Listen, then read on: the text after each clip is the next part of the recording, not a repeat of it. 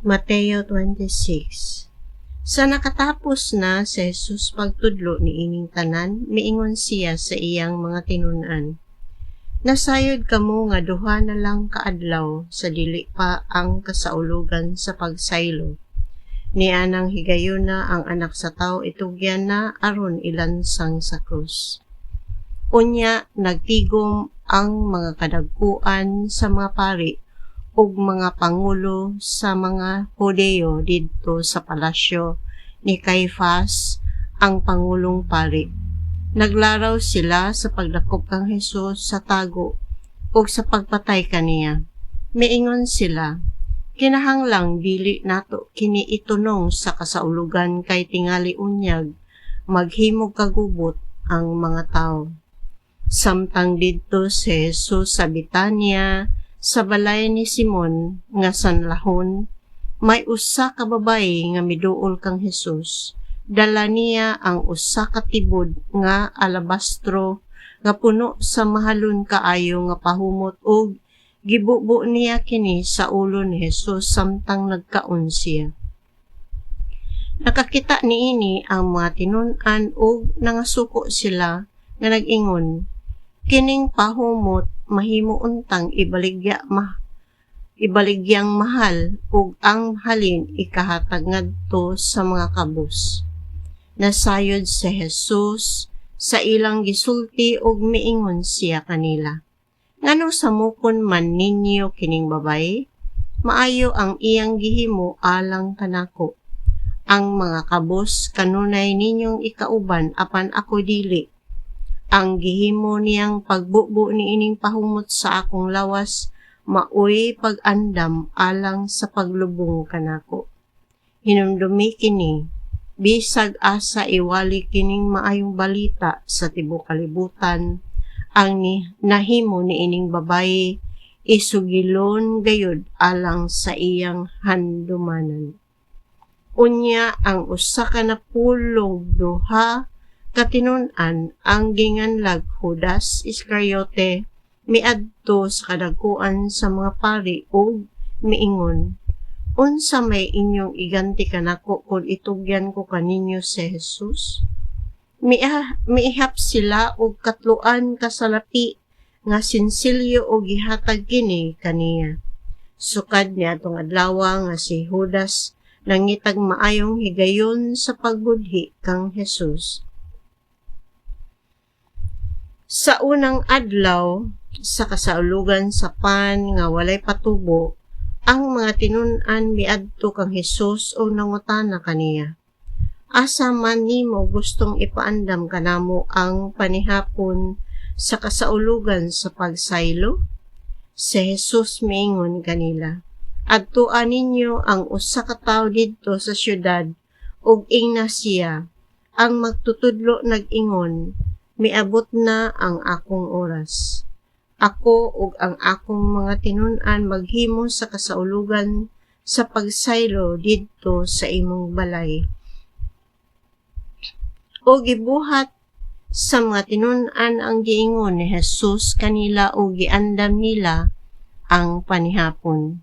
Sa pagkagabii si Jesus ug ang napulog duha ka tinun-an mitambong sa kan-anan. Ug samtang nangaon sila miingon si Jesus, sultihan ko kamo, usa kaninyo magbudhi kanako. Nangaguol pag-ayo ang mga tinun-an ug ang tagsa-tagsa kanila nangutana kaniya, Ginoo, ako ba ang imong gipasabot? Si Jesus mitubag, ang nagtuslob sa pan uban kanako ni ining panaksan maoy magbudhi kanako. Ang anak sa tao mamatay sumala sa giingon sa kasulatan, apan alaot siya nga magbudhi sa anak sa tao. Maayo palang untag wala siya mataw.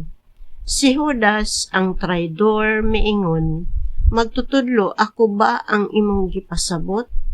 Si Jesus mitubag, gisulti nimo. Samtang nangaon sila, mikuha si Jesus upan, nagpasalamat sa Dios o gipikas-pikas niya kini ug gihatag sa iyang mga tinun-an ug miingon siya, dawata ninyo kini og kan-a, kini mao ang akong lawas. Unya gikuha niya ang kupa, nagpasalamat sa Dios ug gihatag kanila. Inom kamong tanan niini, siya miingon, kini mao ang akong dugo nga naglig-on sa kasabutan, ang akong dugo nga gipaagas alang sa daghan aron sa pagpasaylos sa mga sala. Sultihan ko kamo nga dili na gayud ako muusab pag-inom niining maong bino hangtod sa adlaw nga moinom ako sa bag-ong bino uban kaninyo didto sa gingharian sa akong amahan. Unya nag-awit sila usa ka alawiton sa pagdayeg sa Dios ug nangadto sa bungtod sa mga olibo. Unya miingon si Jesus sa mga tinun-an, niining gabiuna kamong tanan managan ug mamiya kanako, kay ang kasulatan nag-ingon, patyon sa Dios ang magbalantay ug magkatibulaag ang mga karnero. Apan tapos ako mabanhaw, muuna ako kaninyo sa Galilea. Si Pedro miingon kang Jesus, dili gayud ako mobiya kanimo bisan pagbiyaan ka sa tanan. Si Jesus miingon kang Pedro, hinumdumi kini sa dili pa gani mutugtugaok ang manok, karong gabii katulo ka moingon nga wala mo ako hiilhi. Si Pedro mitubag, dili ko gayud ikaw ilimod bisan pagpatyon ako uban kanimo. Og ang tanang tinun-an misulti usab sa ingon. Unya si Jesus miadto sa usa ka dapit nga ginganlag Getsemani kuyog sa iyang mga tinun-an ug miingon siya kanila, panglingkod kamo dinhi samtang moadto ako didto ug magampo. Gidala niya si Pedro ug ang duha ka anak ni Zebedeo ug mibati siyag dakong kaguol ug kahingawa. Unya miingon siya kanila, hilabihan ang akong kasubo nga halos ikamatay ko. Pabilin kamo dinhi og pagtugaw uban kanako. Milakaw siya sa unahan, mihapa sa yuta og nagampo nga nag-ingon, amahan ko, kung mahimo kuhaa kanako kining kupa sa pag-antos, apan dili ang akong pagbuot, mao'y matuman kun dili ang imo. Unya mibalik siya ngadto sa tulo ka tinun-an og nakaplagan niya sila nga nangatulog. Busa giingnan niya si Pedro, ngano wala man mo magtukaw uban kanako bisag usa lang ka oras? Pagtukaw kamo o pag-ampo aron dili kamo madaog sa panulay. Andam ang espiritu apan luya ang lawas. Og mibiya si Jesus pag-usab og nag-ampo, amahan ko, kun imo gayong ipainom kanako kining kupa sa pag-antos, matuman ang imong pagbuot. Humaniini, mibalik siya pag-usab ug naabtan niya ang mga tinun-an nga nangatulog gihapon kay katulgon man kaayo sila. Mibiya na usab si Jesus kanila og nag-ampo sa ikatulong higayon sa samang mga pulong. Unya mibalik siya ngadto sa mga tinun-an ug miingon, nangatulog ba gihapon kamo og namahulay?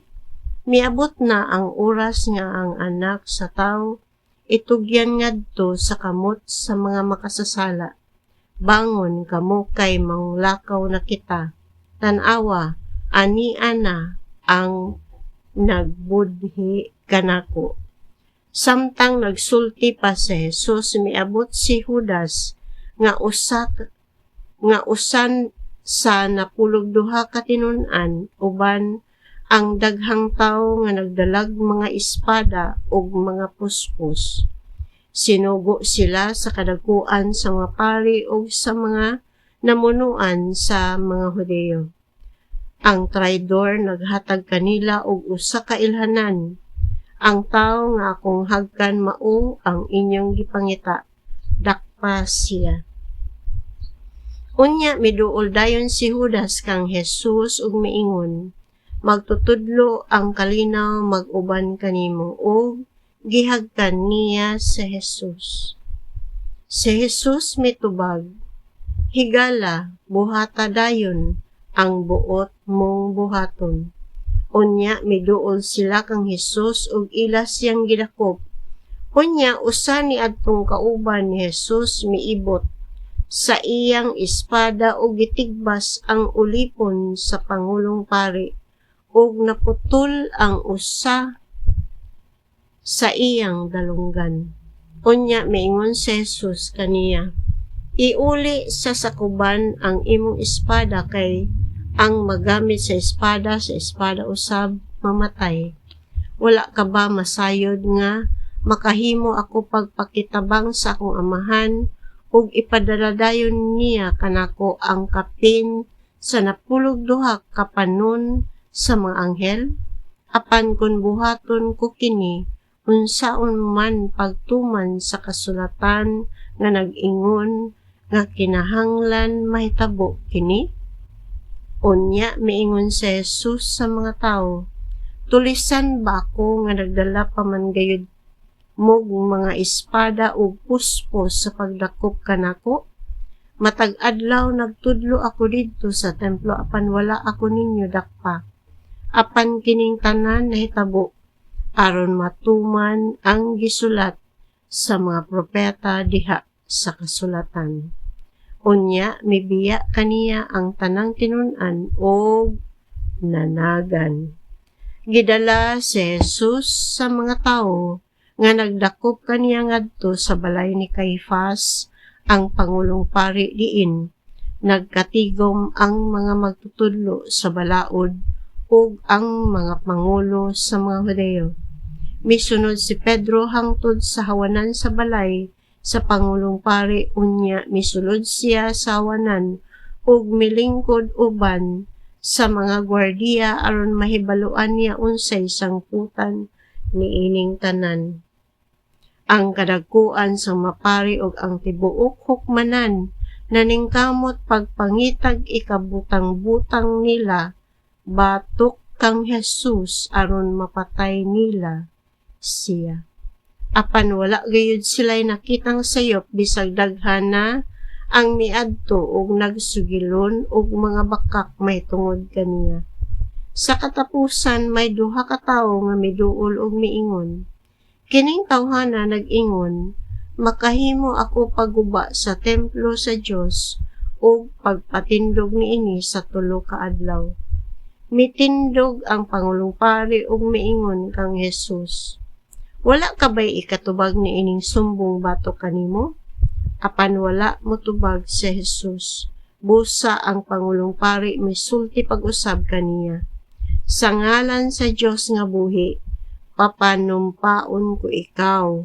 Sutihi kami kung ikaw mauba ang Mesiyas, ang anak sa Dios. Si Jesus mitubag kaniya, gisulti nimo. Apan sutihan ko kamong tanan. Sukad karon makita ninyo ang anak sa tao nga naglingkod sa tuo sa labing makagagahom sa tanan o muanhi sinapnay sa mga panganod sa langit. Sa pagkabati niya niini gigisi sa pangulong pari ang iyang bisti og miingon, dakong pasipala, wala na kita magkinahanglan pagduga nga saksi. Dinhi karon nadungog ninyo ang iyang pagpasipala. Unsay inyong una-una?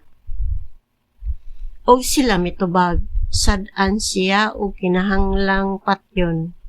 Unya gilud-an nila ang iyang naong og gibunalan nila siya. Kadtong misagpa kaniya miingon, tag-ana Mesiyas kung kinsay nagsagpa nimo.